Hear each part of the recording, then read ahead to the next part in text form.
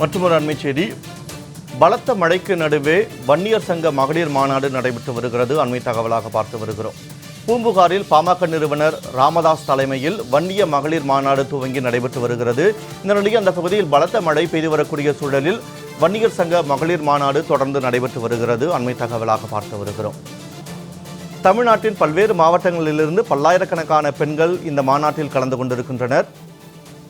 பலத்த மழைக்கு நடுவே வன்னியர் சங்க மகளிர் மாநாடு நடைபெற்று வருகிறது. திடீரென மழை பெய்ததால் தலையில் நாற்காலிகளை கவிழ்த்தபடி மாநாட்டை பார்வையிட்டு வருகின்றனர். அந்த பகுதியில் குழுமி இருக்கக்கூடிய மக்கள். அண்மை தகவலாக பார்த்து வருகிறோம். மயிலாடுதுறை மாவட்டம் பூம்புகார் பகுதியில் பாமக நிறுவனர் ராமதாஸ் தலைமையில் வன்னியர் சங்க மகளிர் மாநாடு நடைபெற்று வருகிறது. அந்த பகுதியில் தற்போது மழை பெய்து வரக்கூடிய சூழலிலும் மக்கள் நாற்காலிகளை தலையில் கவிழ்த்தபடி தொடர்ந்து அங்கு மாநாட்டில் கலந்து கொண்டிருக்கின்றனர். அண்மை தகவலாக பார்த்து வருகிறோம். இது தொடர்பான கூடுதல் விவரங்களோடு இணைகிறார் எமது செய்தியாளர் சுந்தரமூர்த்தி.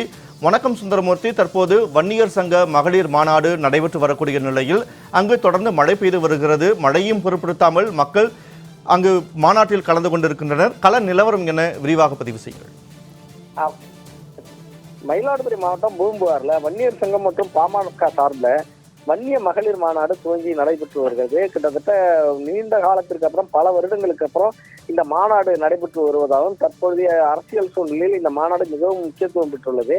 இந்த மாநாட்டில் பாமக நிறுவனர் மருத்துவர் ராமதாஸ், அவரது மனைவி சரஸ்வதி அம்மாள், வன்னியர் சங்கத்தை பிரதிநிதிகள், பாமக முக்கிய தலைவர்கள் இவங்கெல்லாம் பங்கெடுத்திருக்காங்க.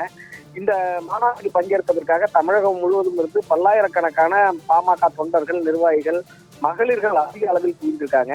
அவங்க அமர்வதற்காக 14,000 நாற்காலிகள் போடப்பட்டு பிரம்மாண்டமான பந்தல் செட் கடற்கரையோரம் கலையரங்கில் அருகில் போடப்பட்டுள்ளது. மேலும் அங்கு மாநாட்டு பந்தல் நிரம்பி வழிந்ததா மாநாட்டு பந்தலுக்கு வெளியிலும் ஏராளமான சேர்கள் போடப்பட்டு LED திரையில் அந்த நிகழ்ச்சிகளை கண்டு காண வசதிகள் செய்யப்பட்டிருந்தது. மாநாடு இசை, நாட்டுப்புற இன்னிசை, வில்லுப்பாட்டோட மாநாடு துவங்குனுச்சு. கோவலன் கண்ணகி வாழ்க்கை வரலாறு உள்ளிட்ட பல்வேறு கலை நிகழ்ச்சிகள் நடைபெற்றது. இந்த நிகழ்ச்சிகள் நடைபெற்று மாநாடு ஆரம்பித்த சிறிது நேரத்திற்கெல்லாம் பலத்த மழை பெய்து வருகிறது. இந்த பலத்த மழையையும் பொருட்படுத்தாமல் பாமக தொண்டர்கள், அங்கு வெளியில் இருந்தவர்கள், பந்தலுக்குள் இருந்தவர்கள் மழையில் நனையாமல் மாநாட்டை கண்டுகளித்து வரும் நிலையில் மாநாட்டு பந்தலுக்கு வெளியே போடப்பட்ட சேர்களில் அமர்ந்திருக்கும் தொண்டர்கள் மழையை பொருட்படுத்தாமல் சேர்களையே குடையாக மாற்றி அங்கு அந்த நிகழ்ச்சியில் பங்கேற்றுள்ளனர். மிகுந்த பிரம்மாண்டமான முறையில இந்த நிகழ்ச்சி நடைபெற்றுகிட்டு இருக்கு.